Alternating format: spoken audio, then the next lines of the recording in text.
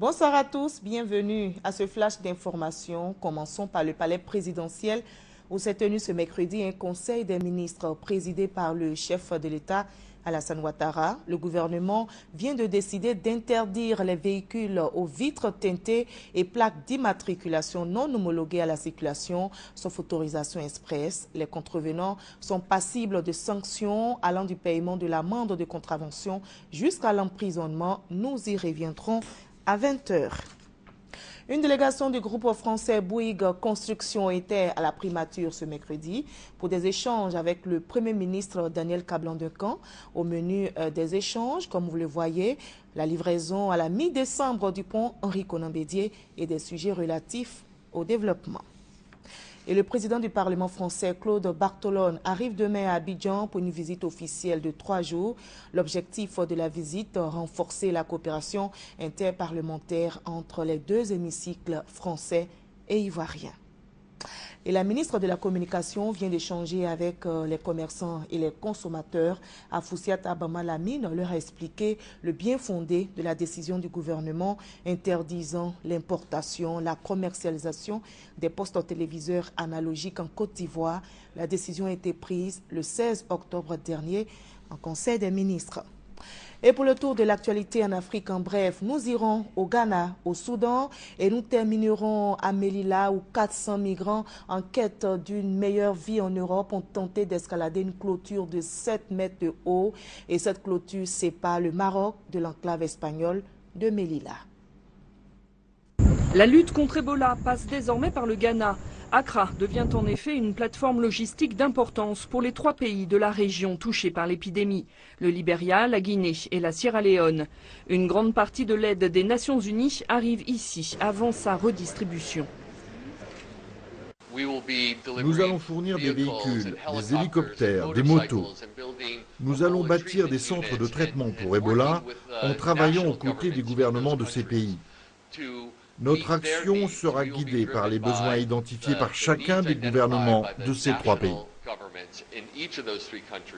Pour que cette aide ne faiblisse pas, le secrétaire général de l'ONU a appelé la communauté internationale à respecter ses promesses de dons. Les Nations Unies n'ont reçu pour le moment qu'1 tiers du milliard de dollars promis pour lutter contre Ebola. Au Soudan, Omar el-Béchir briguera un nouveau mandat présidentiel en avril 2015. Une annonce des membres de son parti mardi. Omar el-Béchir est arrivé au pouvoir en 1989 après un coup d'État. La Cour pénale internationale entend le juger pour crimes de guerre, crimes contre l'humanité et génocide au Darfour. Le Soudan, coupé en deux en 2011 avec la création du Soudan du Sud, reste instable et marqué par une économie exsangue. Image symbolique d'un jour comme un autre à Melilla. Une nouvelle vague de migrants a tenté mercredi matin de rallier l'Europe en franchissant cette clôture haute de 7 mètres qui marque la frontière entre le Maroc et l'enclave espagnole. Les tentatives de passage en force ont presque doublé par rapport à l'an dernier. Madrid ne cesse de réclamer davantage de soutien à ses partenaires européens pour contenir ces vagues migratoires. Plutôt une nouvelle qui fait honneur à l'Afrique. Le prix Sakharov pour la liberté de l'esprit du Parlement européen a été attribué au gynécologue congolais Denis Mukwege pour son engagement auprès des femmes victimes de viols et de violences sexuelles en RD Congo dans le contexte des conflits armés. Denis Mukwege, surnommé Docteur Miracle, s'emploie depuis 15 années à réparer les corps des victimes de viols. Avec ses équipes de l'hôpital de Bukavu, dans le sud Kivu, il a déjà soigné plus de 40 000 femmes violées et mutilées. Et des coups de feu ont été tirés à l'intérieur et à proximité du Parlement à Ottawa, au Canada, ce mercredi. L'un des tireurs aurait été tué. Un soldat canadien a perdu la vie et c'est la première fois qu'une fusillade de ce genre se produit à Ottawa. La police est à la recherche de 3 suspects. Et nous sommes mercredi, vous le savez, nous avons le dossier EcoPlus. Aujourd'hui, nous nous intéressons aux PME ivoiriennes.